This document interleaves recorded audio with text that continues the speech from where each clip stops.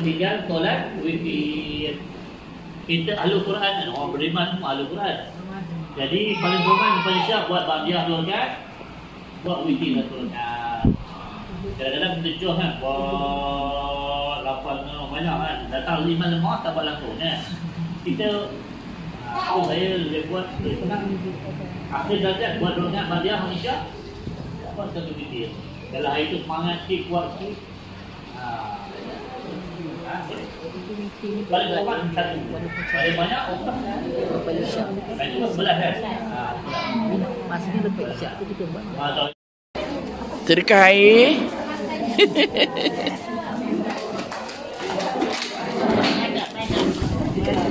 Ni buka lah.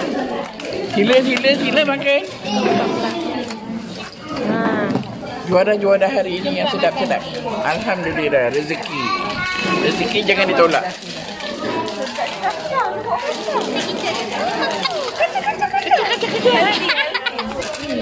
Tadi buat 2 ni. Healthy. Oh ya ke? Ni rajin. Bawa kacang dengan kasui. Ya je. Alhamdulillah. Nak tukar lagi tu.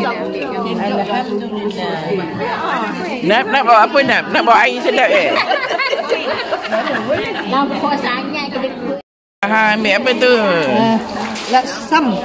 Oh, laksam very nice. Sedap punya bau. Sedap, piau. Laksam. Laksam. Oh, laksam pun ada. Rasa ada. Oh, laksa dengan laksam sekali makan ni. Kuah dia sama ya? Kuah, kalau nak masuk 2 boleh. Oh, ya. Sedapnya laksam.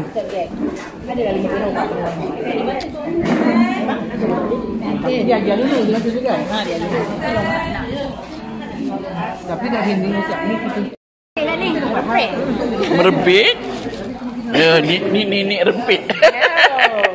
Mana Tio nak pergi kan? Bukan mak rempit. Nenek rempit. Kita pun nak rempit juga. Sekarang baik 2 minggu jaga. Ada seorang video. Tolong ada kat rumah kan? Video.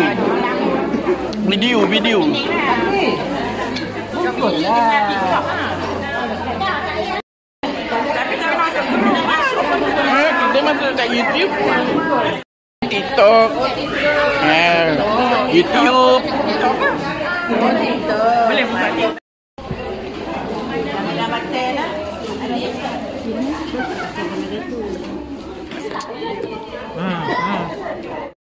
Senyum. Kita ambil. Oi, putihnya muka. Kembar. Apa tu orang? Tu dia tu orang lagi. Biar awal lah semua suci. Hai. Selfie satu kan? Mem. Nampak tak gambar dia lagi? Penuh tak muka. Penuh tak? Tengok sini. Panak lah.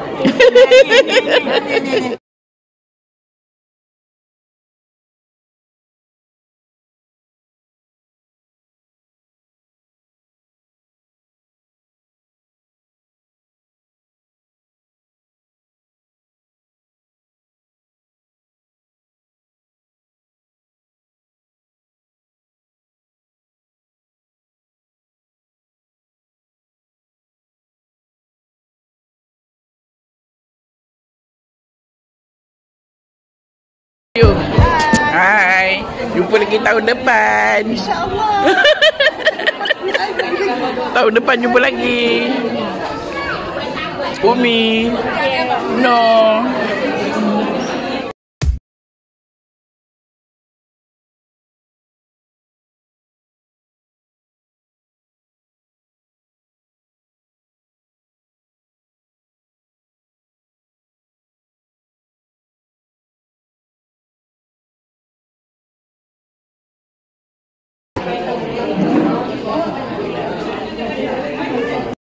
Aziz, Ana, tahun depan jumpa lagi.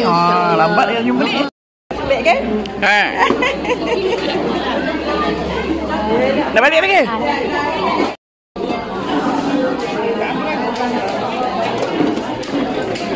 Amboi.